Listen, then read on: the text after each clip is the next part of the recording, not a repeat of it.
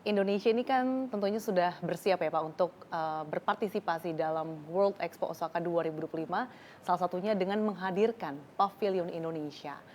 Namun sebetulnya apa sih Pak pentingnya kehadiran Pavilion Indonesia di World Expo Osaka 2025 khususnya mungkin bagi ekspor maupun peningkatan investasi?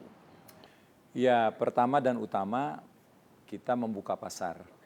Ya, ini adalah momentum yang sangat berharga di mana ada 28 juta orang akan mengunjungi Expo selama 6 bulan.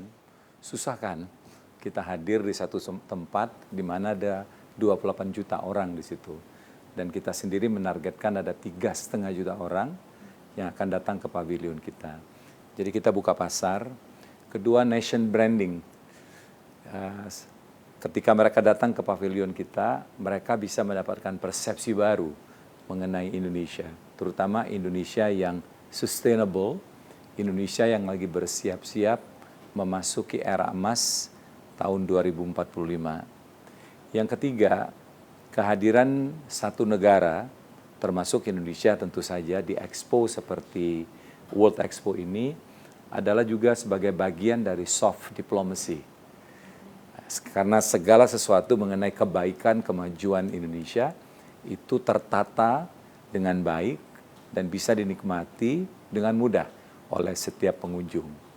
Nah, yang keempat yang juga teramat penting, ini adalah ya forum kita untuk tanda kutip menjual Indonesia, memasarkan Indonesia.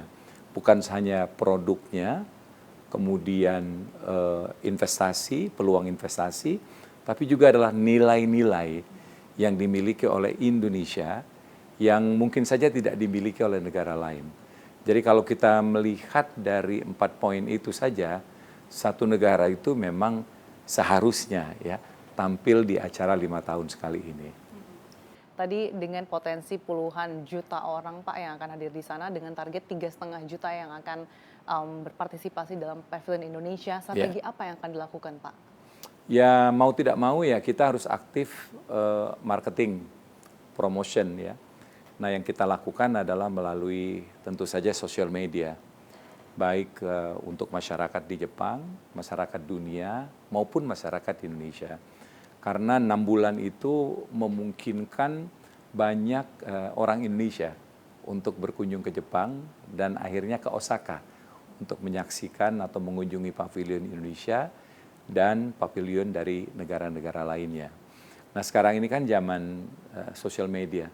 Jadi kita betul-betul harus bisa memanfaatkan sebaik mungkin bagaimana kita bisa meraih calon-calon pengunjung, yaitu masyarakat Indonesia, masyarakat dunia melalui mekanisme promosi yang berbasis sosial media.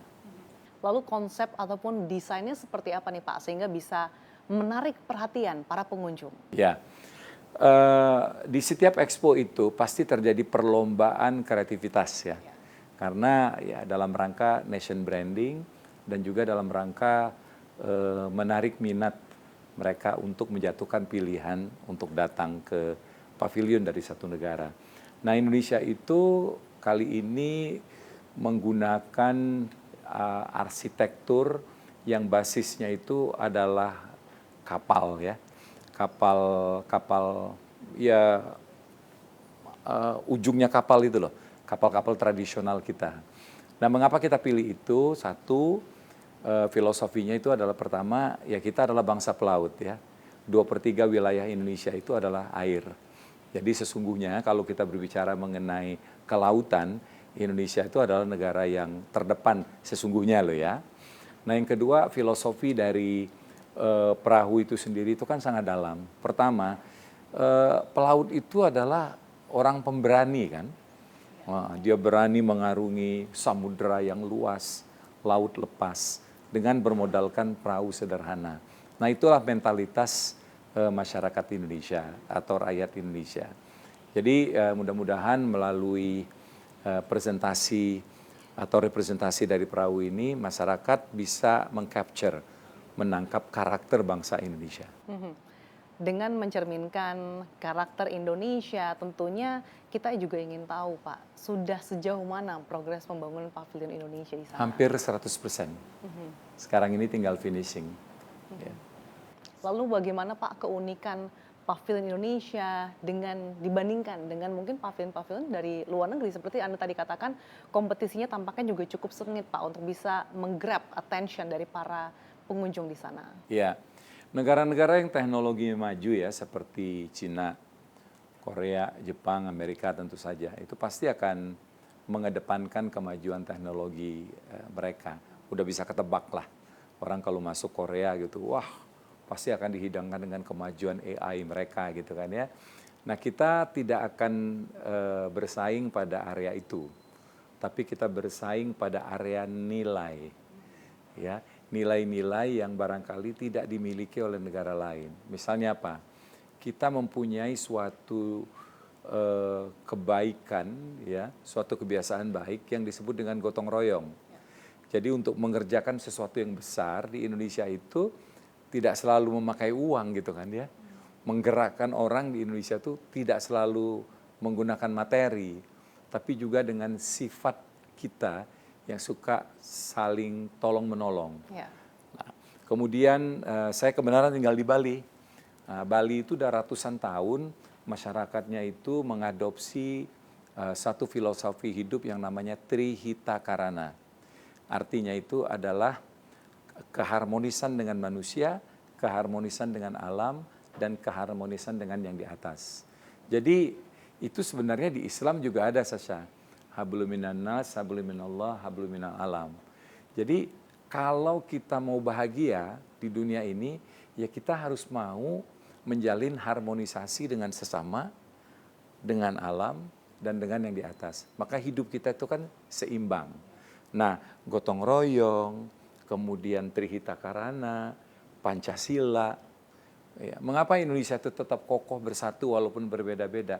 Kita punya Pancasila yang mengikat itu semua. Nah, itu yang kita akan visualisasikan dalam konsep-konsep yang menarik. Untuk apa? Itu tadi nation branding ya. Tidak banyak negara seperti Indonesia. Terus kaitannya ke investor apa?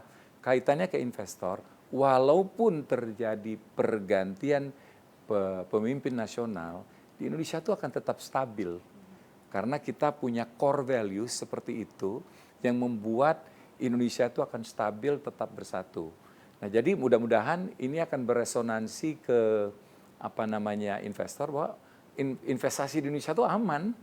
Ya, nggak mungkin terjadi kegaduhan apalagi pecah ya, negaranya seperti Yugoslavia ya, seperti Uni Soviet, karena kita punya lem pengikat yang sangat kokoh. Nah, itu yang menjadi daya tarik insya Allah ya, yang membuat orang nanti akan melihat bahwa Indonesia, hanya Indonesia ya yang menampilkan keunikan seperti ini.